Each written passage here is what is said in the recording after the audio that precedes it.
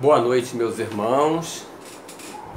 Que Jesus, o nosso mestre e guia, nos abençoe, inspire e ilumine para que as nossas reflexões da noite de hoje possam ser proveitosas na nossa compreensão, na nossa assimilação do conteúdo, mas sobretudo no nosso comprometimento a colocar em prática cada uma das proposições e exemplos que encontramos na mensagem vindas do nosso Mestre Jesus. Eu me chamo Marcos e hoje, dia 31 de agosto, a partir das 20 horas, pela Congregação Espírita André Luiz de Comendador Soares, estaremos estudando, analisando, refletindo sobre o tema politeísmo e sacrifícios. Esse tema é contido no segundo capítulo, que trata de lei de adoração, da terceira parte, que trata de leis morais, do Livro dos Espíritos. Livro que trouxe à baila, que inaugurou a nossa compreensão, nosso conhecimento, a nossa percepção da doutrina espírita com Allan Kardec. Isso se deu em abril de 1857 e ainda hoje bastante atual para quem queira pegar os seus postulados, as suas proposições, as suas reflexões e comparar inclusive com os conhecimentos de todo o século XX e XXI que viemos amealhando. Então estaremos estudando hoje do Livro dos Espíritos pela Congregação Espírita André Luiz, o segundo capítulo da terceira parte, que trata de lei de adoração, e o tema específico de hoje, politeísmo e sacrifícios. Vejamos o que podemos tirar desses temas para o nosso aprendizado, para a nossa compreensão não só do tema, mas do mundo, onde ele se situa, se localiza e sempre com o objetivo final, a nossa reflexão pessoal, de onde isso encaixa para mim, em mim, no que essa informação, a compreensão e o domínio dela me ajudam a ser melhores, modificar, corrigir, adaptar hábitos que me façam mais feliz na relação comigo, na relação social, familiar, que eu possa, a partir da compreensão dele e outros tantos que lhe se assemelham e que vão adiante, ser um transformador da sociedade. Não como um revolucionário que quer transformar o outro, mas como aquele que entende que qualquer transformação se inicia com a minha modificação, com a minha adaptação à nova forma de compreender e ver o mundo e as pessoas. Esse é o nosso objetivo final, sempre. Essa é a proposição final da doutrina espírita. A educação pessoal, que como consequência trará uma sociedade mais educada, mais adequada, mais feliz, mais respeitosa, praticando na essência, em profundidade, a proposição daquele que veio à Terra como um irmão mais velho, Jesus, trazer para nós os exemplos de amor e de perdão, e que nos propôs que amássemos uns aos outros como Ele nos amou, e que amássemos ao próximo como gostaríamos que Ele nos amasse.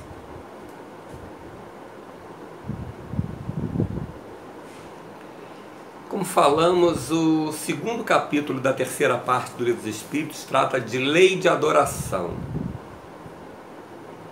O que é adorar? O que é adoração? Uma resposta simples e direta. Adorar é entrar em contato com Deus. Adoração diz respeito à divindade.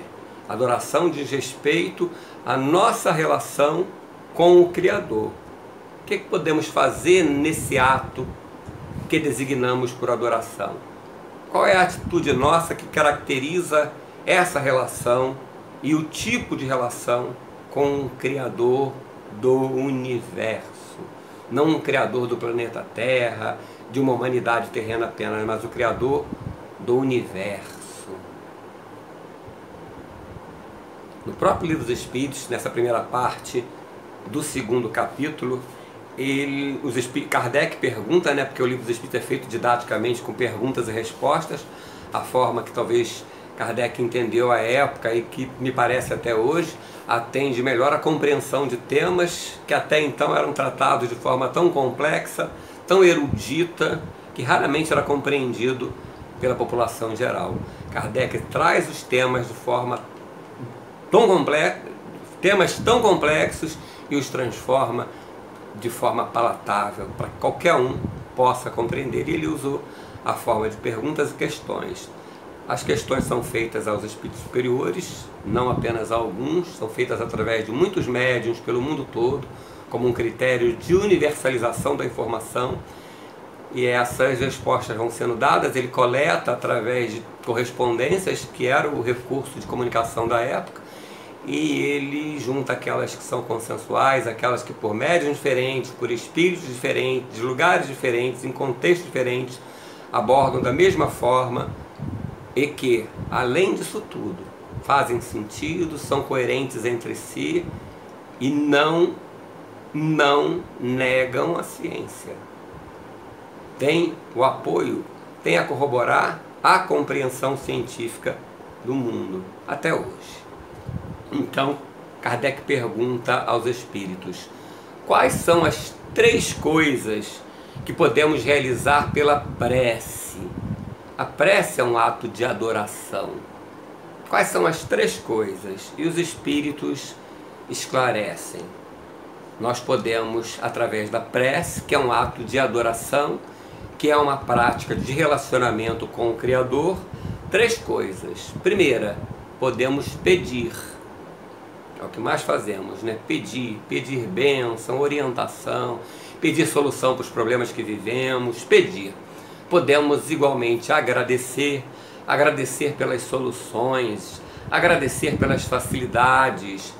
Igualmente, a partir do momento em que compreendemos o objetivo da vida e as peculiaridades, as estratégias da vida para que possamos com ela aprender, agradecer inclusive pela dificuldade, que nos faz mais fortes, que testa a nossa resignação, a nossa fé, a nossa confiança e que igualmente nos impulsiona para frente.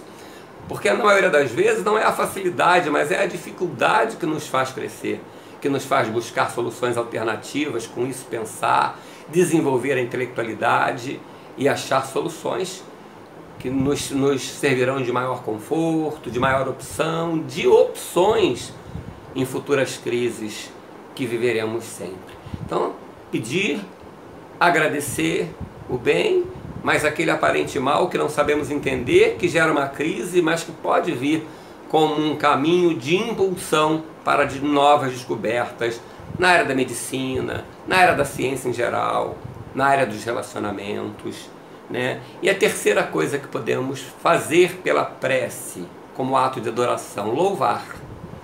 Pedir, agradecer e louvar. Louvar é uma forma de reconhecimento da justiça divina a partir da compreensão das suas leis. O louvor não é um agradecimento, uma glória dada inutilmente, vazia, sem sentido de ser.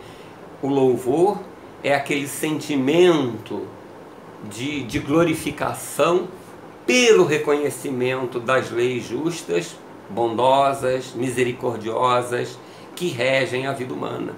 O louvor é aquele reconhecimento da beleza, da harmonia desse universo inteiro, das suas leis que regem a matéria biológica, a matéria inerte, dessas leis que regem a vida moral,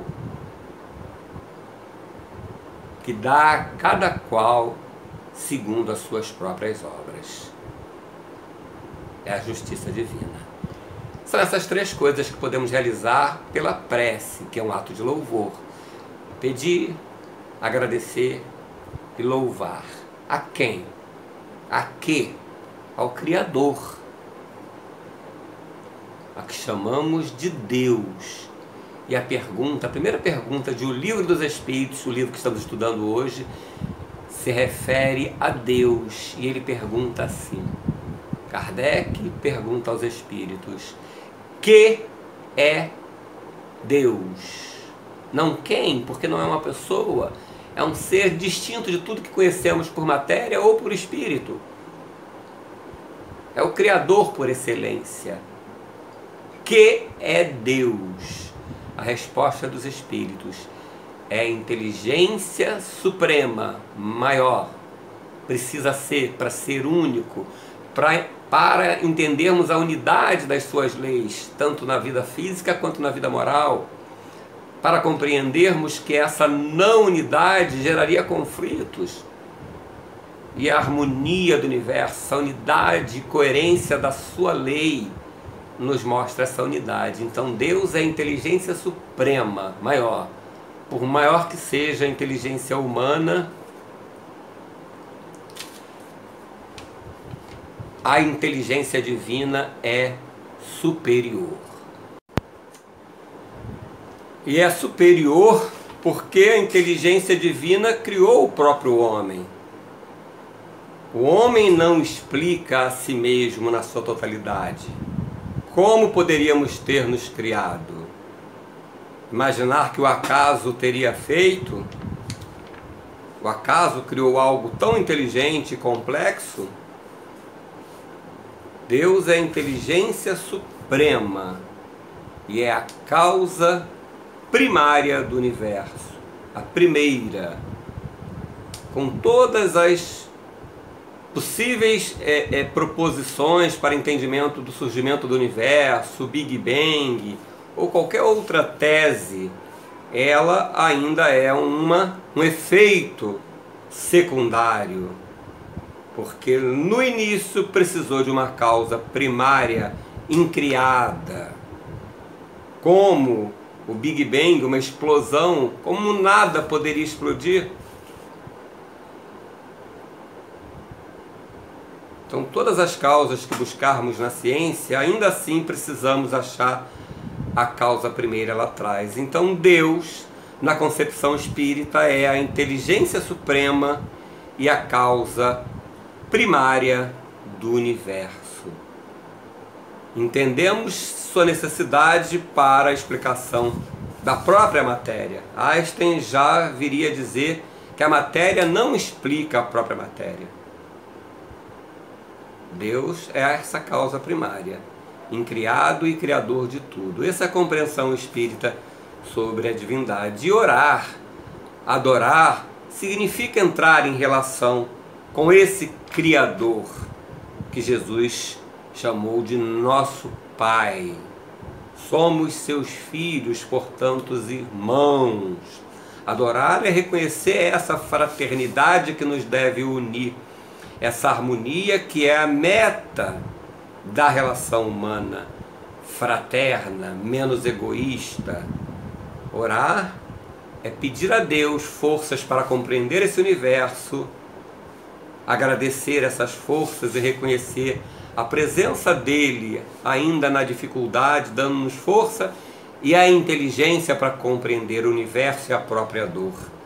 Adorar, no sentido de louvar, é reconhecer toda essa harmonia, reconhecer toda essa força que nos dá condições de seguir em frente, aprendendo e compreendendo cada vez mais.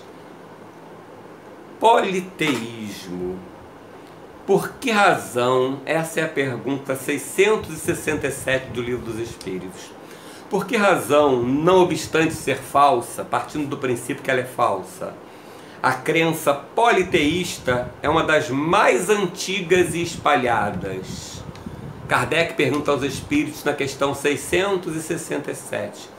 Por que razão, apesar dela ser falsa, é uma das crenças mais antigas e mais espalhadas, o politeísmo? E o que é o politeísmo? Poli de muitas, crenças em muitos deuses. Por que é uma crença tão antiga e espalhada? se ela é falsa? Os espíritos respondem da seguinte forma: ouçamos a resposta deles para que possamos analisar junto, refletir junto sobre a profundidade da questão e da resposta. Eles dizem assim, a concepção de um Deus único, monoteísta, mono, Deus único, não poderia existir no homem, senão com o resultado do desenvolvimento de suas ideias. Com as ideias por desenvolver, com uma compreensão ainda pequena do universo, o homem não poderia conceber um Deus único.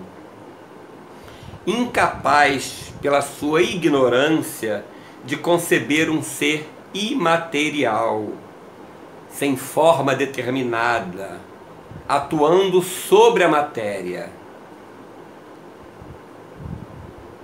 Conferiu-lhe o homem atributos da natureza corpórea.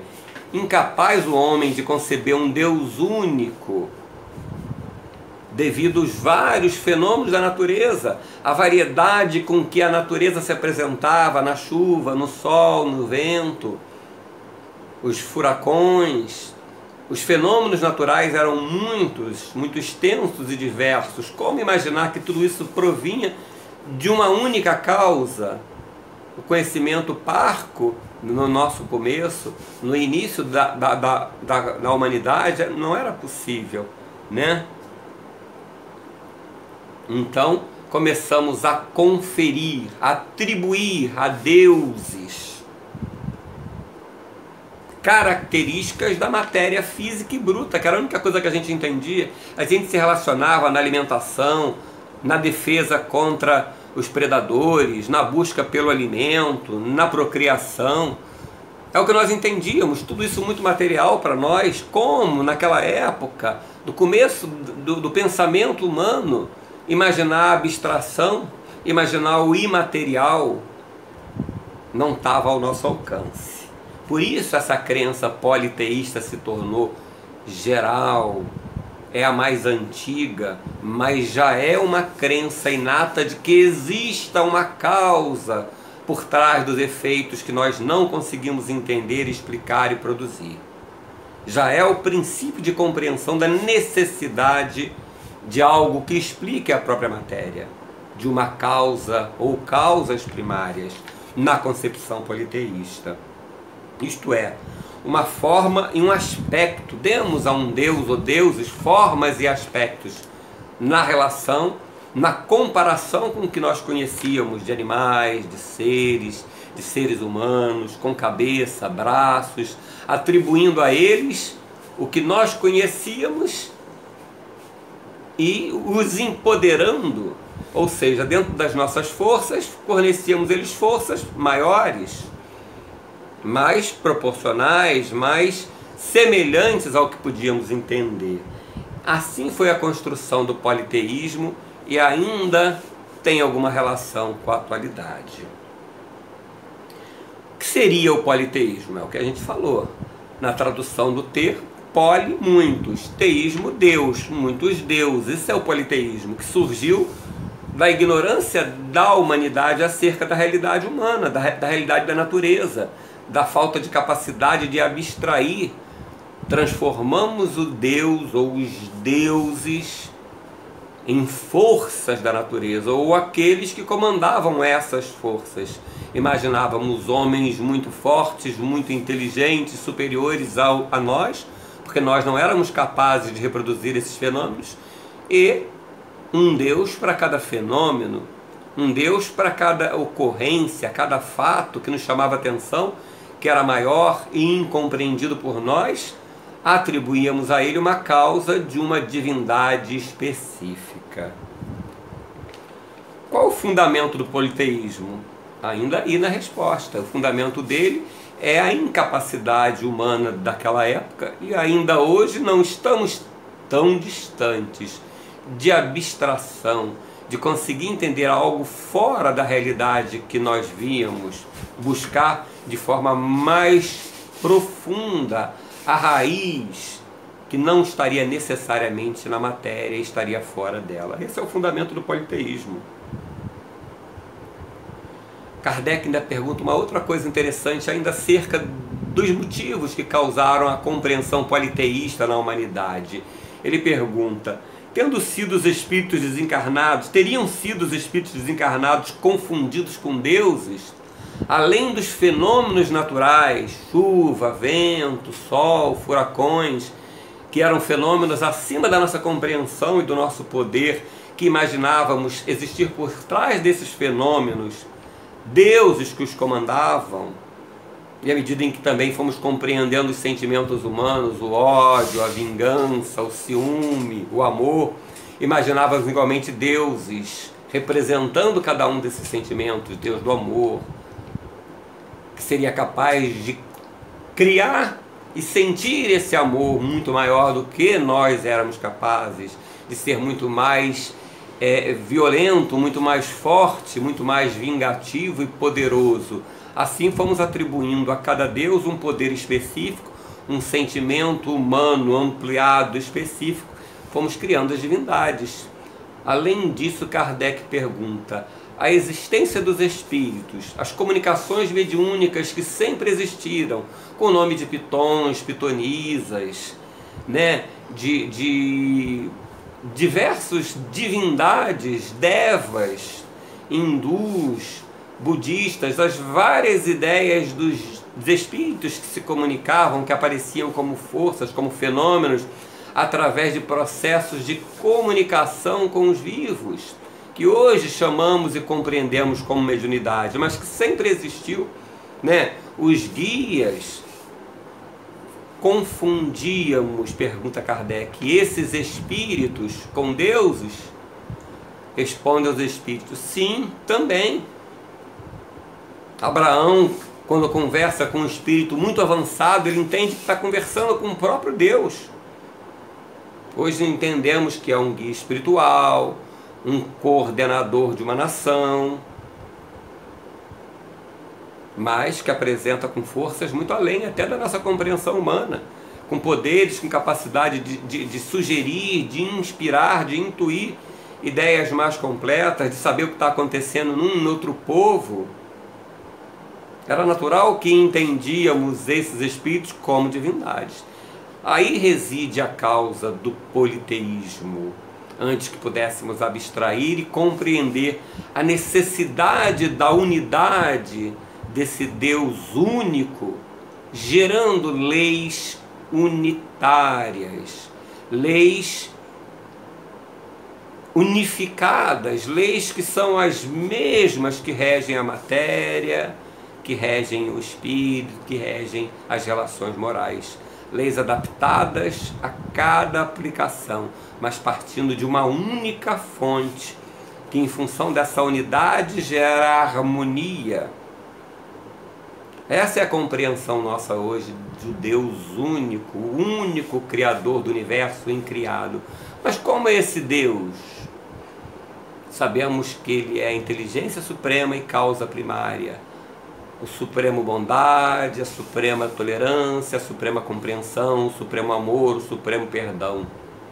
Mas não podemos definir detalhes, até porque Ele não é material, e tudo que nós entendemos de forma mais completa está relacionado à matéria ou algo muito próximo de nós. Como entender o Criador? Mas sabemos da necessidade dele para explicar a própria vida, além daquilo que somos capazes de criar e sequer de entender. Deus é o Criador incriado. Hoje entendemos como um único Criador incriado. É a inteligência suprema e causa primária do universo. E hoje, ainda existem crenças politeístas? Sim, existem crenças oficiais ainda que falam de deuses, vários deuses, Deus do amor, Deus da paz, Deus da guerra. Ainda existem essas crenças em menor número espalhadas pelo mundo. Mas em maioria, apesar de haver uma diversidade na forma de compreender esse Criador, pelas várias seitas, pelos vários credos, pelas várias filosofias, mas em maioria admite-se a existência de um único Deus. Monoteístas. Mas uma pergunta fica para nós, importante para pensarmos. Quando pensamos em Deus prestigiando a nossa cidade em detrimento de outra, ou a nossa crença sendo melhor do que a outra, mais verdadeira, mais protegida por Deus, aquela que vai nos conduzir à salvação. Quando pensamos assim, o nosso time, oramos a Deus para que proteja o nosso time, para que proteja exclusivamente a nossa família, e nos tornamos indiferentes à família vizinha, à cidade vizinha. Agora recente uma pandemia atingiu o mundo, a pandemia de coronavírus. Ela chegou e foi anunciada que estava como uma epidemia na China, em Wuhan. Quem de nós se sensibilizou? Foram raros, né? Tá lá na China, longe, problema deles. Quantos não oraram a Deus para que não chegasse aqui?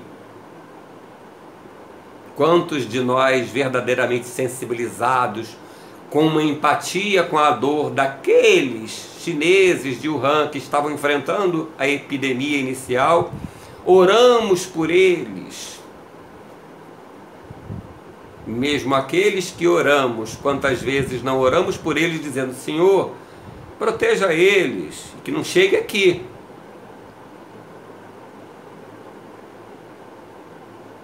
Não é ainda uma forma de achar que existe o meu Deus? Não é uma incompreensão ainda da realidade de Deus como Pai de todos nós, dos chineses de Wuhan, dos chineses em geral, de cada uma das nações, quando estava na Itália? Estivemos sensibilizados ou só preocupados de que ela chegaria aqui? Ainda há um sentimento equivocado sobre a compreensão de Deus. Deus é Deus do universo, não é um Deus tribal, não é um Deus de uma ou outra religião. É um Deus que protege a todos. Isso quer dizer que não possamos orar pedindo proteção para a nossa família? Podemos e devemos, com sinceridade, mas devemos igualmente orar para a família vizinha e desejar com sinceridade que ela também seja protegida, orientada, amparada. É nessa capacidade de enxergar o próximo, não apenas o próximo que está dentro de casa comigo, esse também, mas o próximo que está fora do meu lar, mas que igualmente é meu irmão, filho de Deus. Um Deus que não é Deus da terra, nem só do sol, é um Deus do universo, de bilhões e bilhões de galáxias. É um Deus que está coordenando todo esse universo e que não perde o controle em situação nenhuma. A certeza na justiça, no poder, na bondade, no amor e no perdão desse Deus é que nos dá força para continuar trabalhando, lutando, nos esforçando para as conquistas necessárias à vida material, o trabalho físico, para a conquista do pão de cada dia, trabalho voluntário, para oferecer ao outro, meu irmão, essa mesma condição que eu desejo para mim. Esse é o Deus sem preferências de crença, de time, é o Deus que não nos impõe condições de forma. A preocupação dele é que construamos dentro do nosso tempo o sentimento de amor e de perdão, para que sejamos felizes amando e perdoando. Esse é o Deus que não vinga, é o Deus que nos dá a oportunidade perene, não sem trabalho, não sem esforço, não sem assumirmos a consequência, boa ou ruim, das nossas práticas atuais. Deus nos cobra a responsabilidade porque Ele quer filhos maduros, adultos, felizes, mas não dessa felicidade do irresponsável, do fútil, mas a felicidade do homem que construiu dentro de si um patamar de amor e de perdão. E é esse trabalho que nos cabe. É esse trabalho que nos fará melhores. E a oração em pedido, em agradecimento, em louvor a esse Deus, em adoração a esse Deus, não essa adoração vazia, mas essa adoração trabalhada no coração desejoso do bem. Essa é a oração verdadeira. A cada um será dado sempre segundo as suas obras. Podemos pedir a Deus em oração a cura, a compreensão, o alívio de uma crise. Podemos e devemos, Ele estará conosco nos oferecendo não a solução mágica para os nossos problemas, mas a intuição para sairmos deles com criatividade, para que possamos passar pela crise com dignidade, aproveitando ela para construir dentro de nós valores intelectuais e valores morais.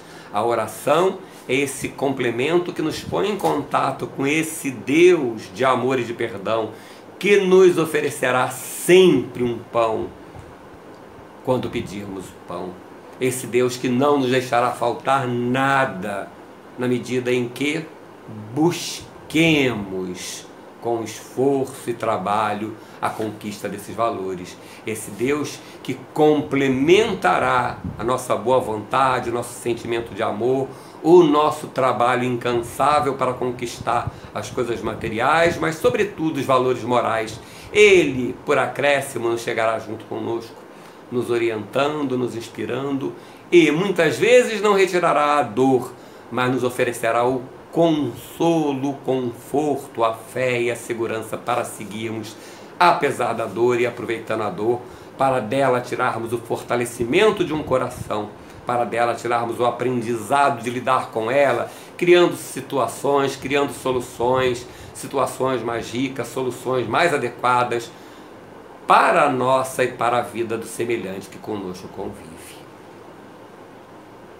Esse é o Deus, é a inteligência suprema e a causa primária do amor, da causa primária do universo. Tudo criou, inclusive o amor. Deus é amor, Ele não dorme, descansa e deixa conosco.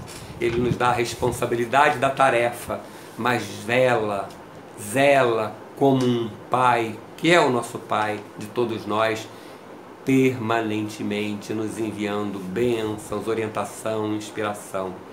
Cabe a nós atentarmos para essas orientações que chegam em forma de um amigo dando uma ideia, de um livro que lemos dando um conselho adequado, de uma inspiração que surge na nossa mente em forma de uma melhor ideia e a gente às vezes não adota, a gente às vezes adota naquele raciocínio que pensamos que são as duas ideias nossas, muitas vezes elas vêm dos espíritos sob orientação de Deus. É esse o Deus para quem podemos pedir com consciência, com responsabilidade, aquelas coisas mais adequadas, estarmos atentos para compreender o que Ele nos oferece, sempre o melhor para nós, nem sempre aquilo que pensamos que viria, mas certamente à medida em que passarmos com tranquilidade, com resignação pela situação, entenderemos mais lá na frente que foi o melhor, que nos fez crescer, nos fez evoluir, nos fez construir a nós mesmos equilíbrio e fé, força, amor, coragem, tolerância, compreensão, perdão. São valores que precisamos construir passo a passo dentro do próprio coração, para que a ação seja espontânea e natural de compreensão, de tolerância, de fraternidade na vida social, em família, onde quer que estejamos. Não é o Deus dos templos, é o Deus da vida completa, é o Deus da família, é o Deus de todas as famílias, é o Deus da vida profissional, é o Deus que nos pede o trabalho profissional, a luta, o esforço, levando para o nosso dia a dia todos esses valores que já identificamos que são valores que Deus tem no máximo, o amor e o perdão, trazendo para dentro de nós, fortalecendo dentro de nós, para que sejamos o evangelho vivo do exemplo de Deus agindo por nós no dia a dia, em cada situação, pequenina que seja, numa condução coletiva, num trânsito, na convivência com a esposa, com os filhos, com o patrão, com o empregado. A oração é esse contato permanente, é esse diálogo que precisamos apenas estar atentos para ouvir a resposta e seguirmos em frente confiantes, para que a adoração, como louvor nasça espontânea desse coração reconhecido da presença permanente de Deus em nossas vidas. Precisamos sair desse Deus tribal que está para proteger um grupo ou outro. Precisamos identificar esse Deus do universo, Pai de todos nós, que deseja que amemos uns aos outros como Ele nos ama a todos e na medida em que desejamos que os outros nos amem e respeitem. Que possamos encerrar essas reflexões dessa noite, levando para o resto de noite, no nosso sono, essas reflexões. E igualmente esses sentimentos, pedindo aos nossos irmãos superiores do plano espiritual, ao nosso anjo da guarda e ao próprio Jesus, nosso mestre querido, e a Deus acima de tudo, que nos inspire, oriente e que na noite, durante o sono, possamos tirar um tempo para refletir sobre essas questões. Para tanto, desejemos, peçamos isso a Deus antes de dormir, que possamos tirar 10, 15 minutos para pensar no nosso dia, refletir sobre esses valores que precisamos construir, o que ainda não construímos, pensar como podemos fazê-lo, criar estratégias e igualmente pedir para que à noite também, desprendido do corpo físico, sejamos capazes de visitar talvez escolas do espaço, mas sobretudo que possamos, durante a noite, despertos desse corpo físico, refletirmos mais profundamente sobre esses valores que precisamos construir dentro de nós e assim rogando a Deus que nos dê essa força necessária para complementar as nossas deficiências na conquista desses valores. Que Jesus nos abençoe, inspire, oriente, e em nome de Deus, que assim seja. Boa noite para todos. Fiquem em paz.